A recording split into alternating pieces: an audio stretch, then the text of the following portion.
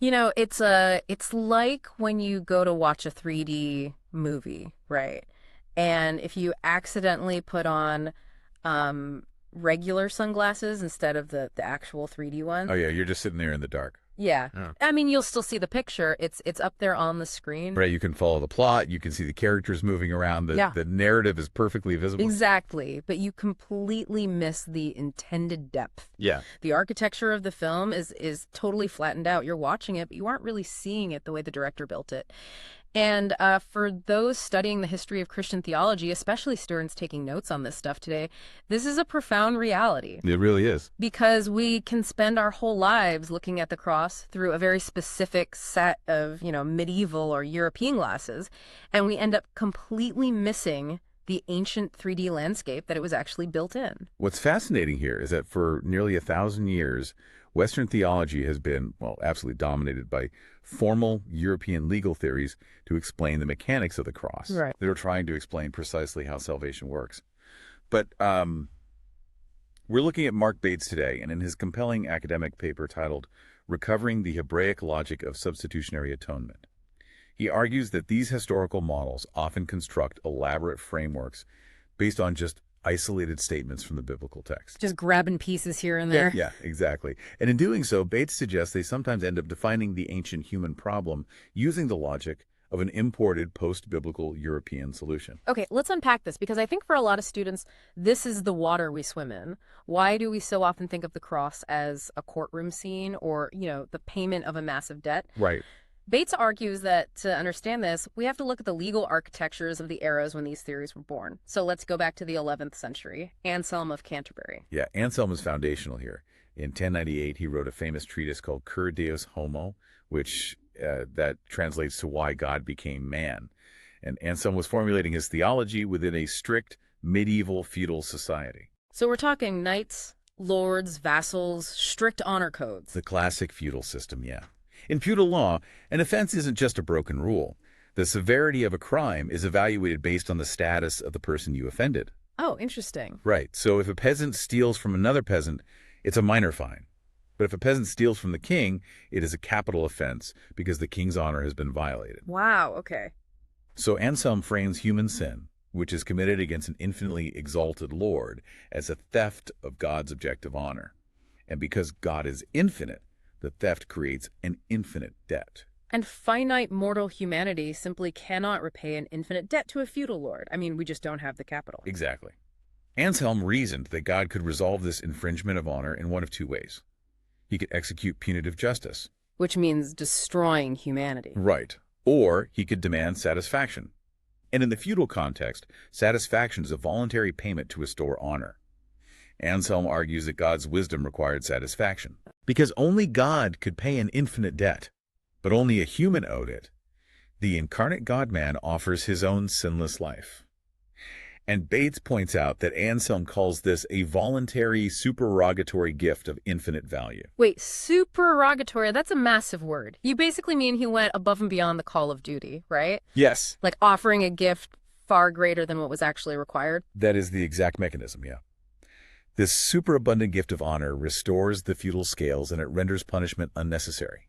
That is Anselm's satisfaction theory. And it made perfect logical sense to a medieval mind. Completely. But society didn't stay medieval forever. Mm-hmm. A few hundred years later, during the Reformation, the legal landscape of Europe shifts again, and so does the theology. Right. By the 16th century, European jurisprudence had moved away from localized feudal vassalage. The new norm was centralized, state-administered systems. And these were heavily influenced by Roman statutory criminal law. The whole framework changes. Exactly.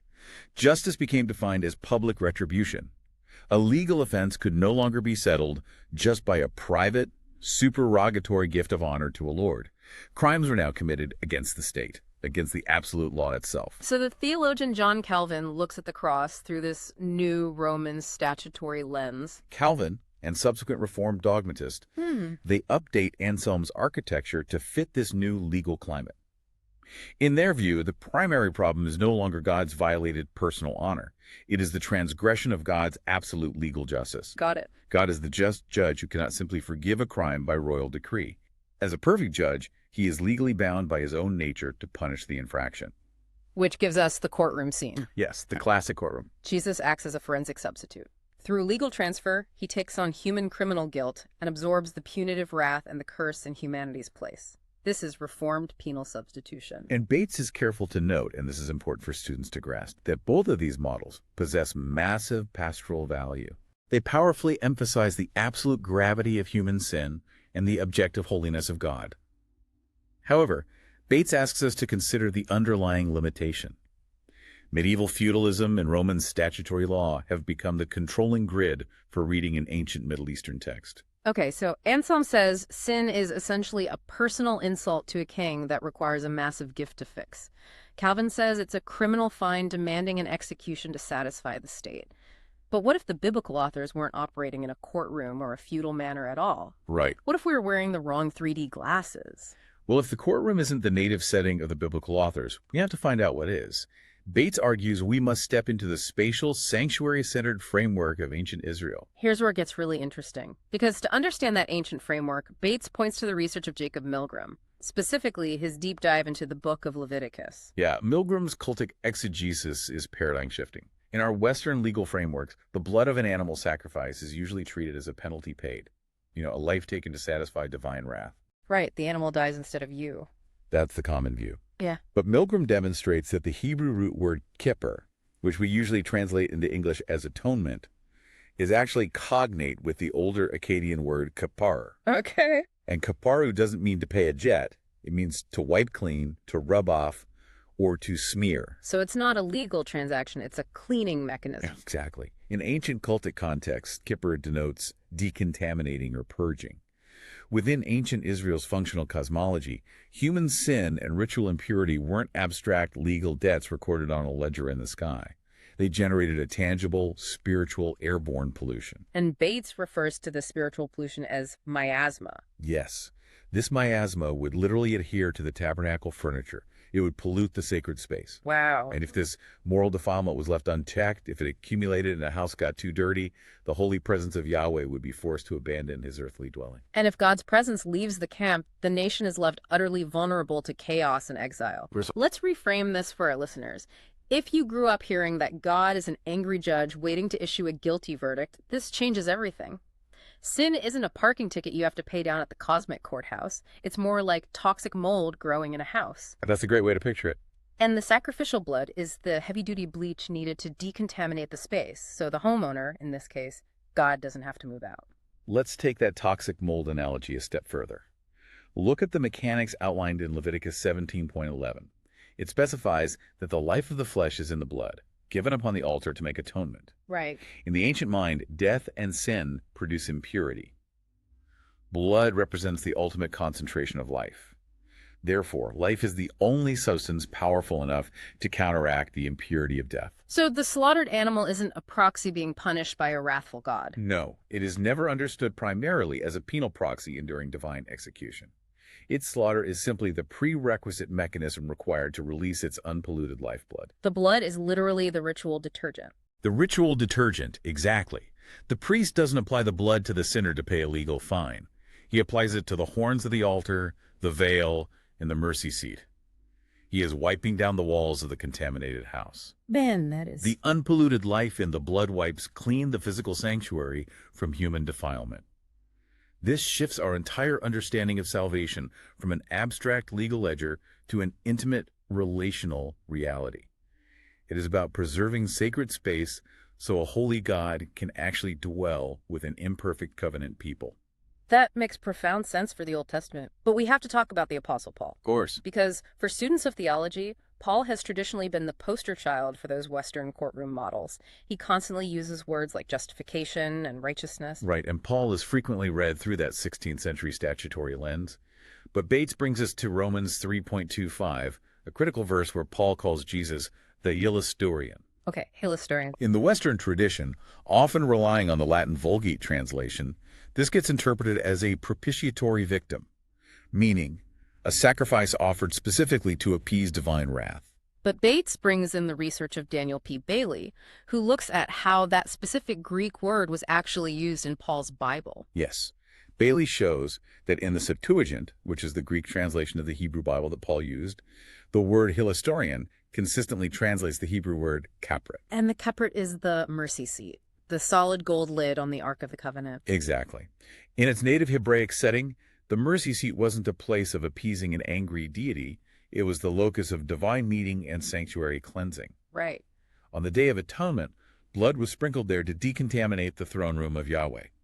So by calling Jesus the public Hilasterion, Paul is asserting that Jesus is the ultimate living mercy seat. Oh, wow. His shed blood is where cosmic decontamination happens, wiping away the systemic pollution of sin and death. But wait, if Paul isn't operating in a courtroom, why is he always arguing against works of the law? Doesn't that phrase imply a legal framework where people are trying to earn a not guilty verdict? To answer that, Bates points to E.P. Sanders and his concept of covenantal nomism. Covenantal nomism. Students, write that down. For centuries, Western thinkers caricatured first-century Judaism as a rigid religion of legalistic works righteousness, a system where you try to earn your way to heaven by racking up good deeds. Sanders overturned that assumption. He demonstrated that Second Temple Judaism operated entirely on covenantal grace. Meaning, God graciously elected Israel and gave them the Torah as a gift? Obedience wasn't how you got into the covenant, it was how you stayed in. Exactly. So when Paul critiques works of the law, he isn't rejecting ethical obedience or righteousness. He is rejecting the sectarian misuse of specific ritual boundary markers. Things like demanding physical circumcision or dietary restrictions for Gentile believers. Because those practices were being used as social badges to restrict covenant identity. Right. Paul is arguing that you don't need those specific ethnic boundary markers to be fully included in the family of Abraham because the covenant has been expanded through the Messiah. So if Jesus wasn't absorbing a legal penalty to buy us a ticket to heaven, how did first-century Jewish readers understand someone dying for their faith? Did they have a precedent for that? They had a very strong precedent in their martyrology. Bates draws from texts like 4 Maccabees and the story of the martyr Eleazar. In the Second Temple period, martyrdom wasn't viewed as a penal substitution satisfying abstract wrath. It was seen as representative covenantal fidelity. Representative fidelity. Yes. The martyr's unyielding obedience to the Torah unto death moved God to be reconciled to his people. So it was an act of extreme loyalty that healed the breach. Paul situates Jesus' execution right in this martyrological matrix. In passages like Philippians 2, Jesus' death is salvific, not because he absorbed a mechanical legal penalty in isolation, but because his death represented the supreme historical act of representative covenantal obedience. Okay, I have to stop the momentum here with a massive question. Go for it. Because this all sounds beautifully coherent. Jesus is the ultimate mercy seat.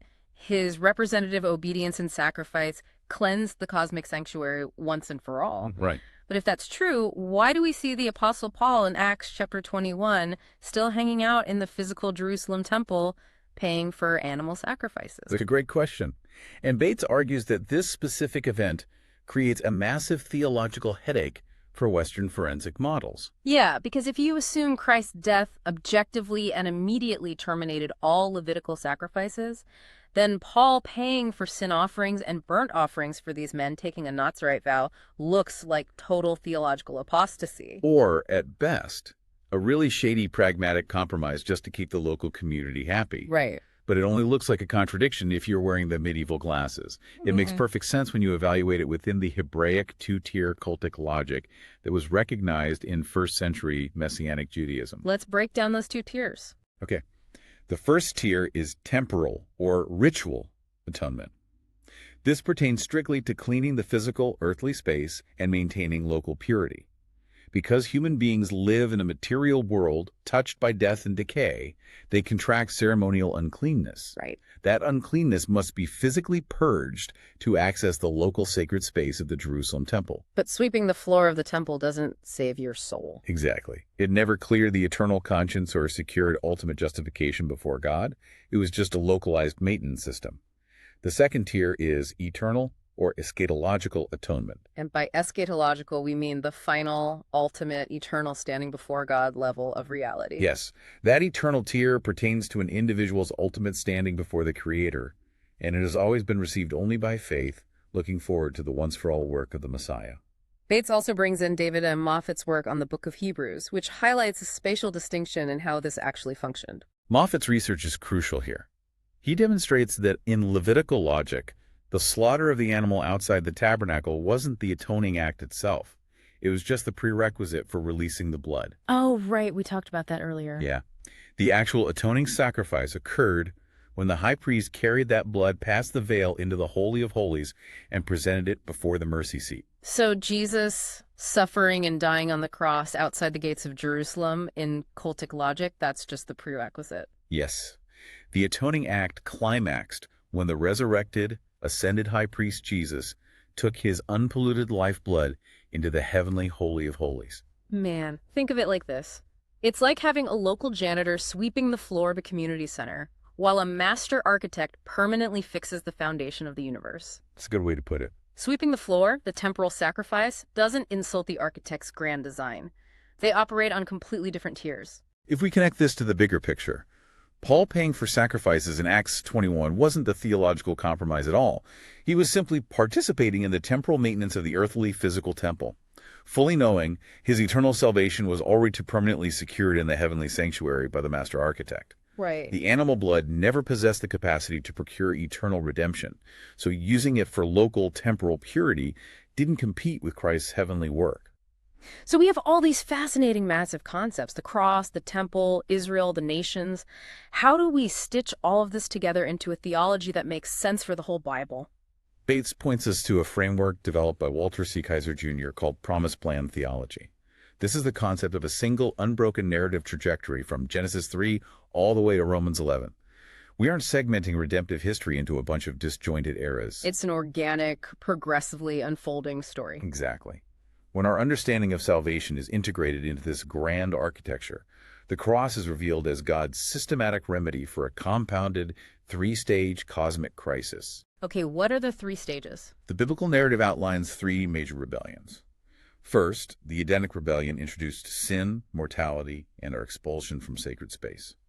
Second, the transgression of the Watchers in Genesis 6 flooded humanity with systemic depravity and dark spiritual forces. And the third? The third is the insurrection at Babel, which resulted in Yahweh judicially disinheriting the pagan nations, dividing them under lesser spiritual beings. So the cross isn't just solving a personalized legal debt, it's dismantling this entire three-part cosmic catastrophe. The promise plan reverses all of it. Yeah. Christ's physical resurrection overcomes the Edenic curse of mortality.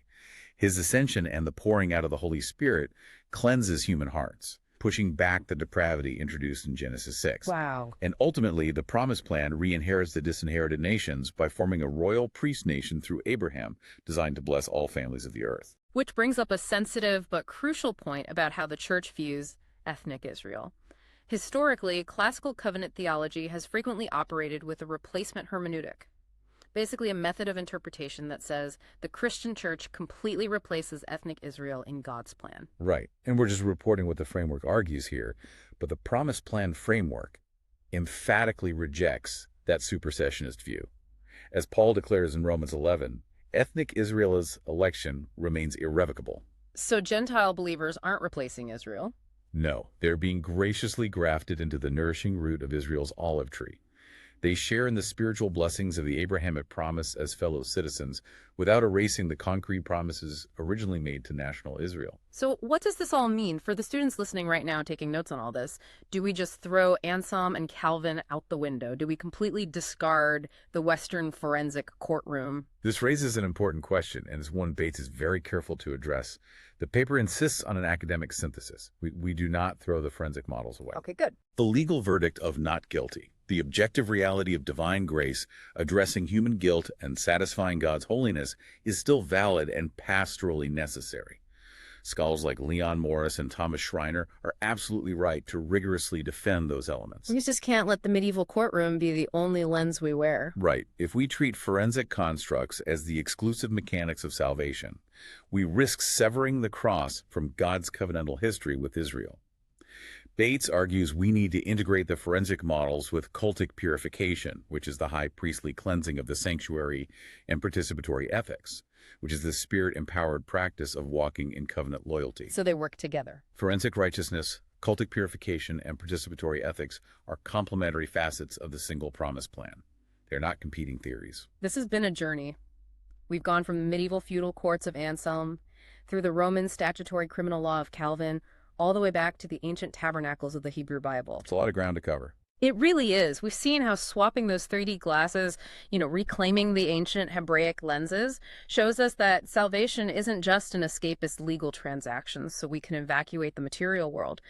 It's a call to participate as royal priests, reclaiming sacred space right here while we await a renewed earth. It completely transforms the mechanics of the cross. It moves it from a purely mechanical legal payment into a relational, sanctuary cleansing provision of covenantal grace. And it leaves us with something really profound to think about as we wrap up today's deep dive. If human sin isn't just an invisible mark on a cosmic legal ledger, but rather a tangible, airborne spiritual pollution, that miasma we talked about. Right, the toxic mold. Yeah, that literally defiles the sacred spaces where God wants to dwell. How does that change the way you view your own daily actions? And how does it change the way you view the literal physical spaces you inhabit in your community today? That is the ultimate question of the sanctuary. Something to mull over. We'll catch you on the next deep dive.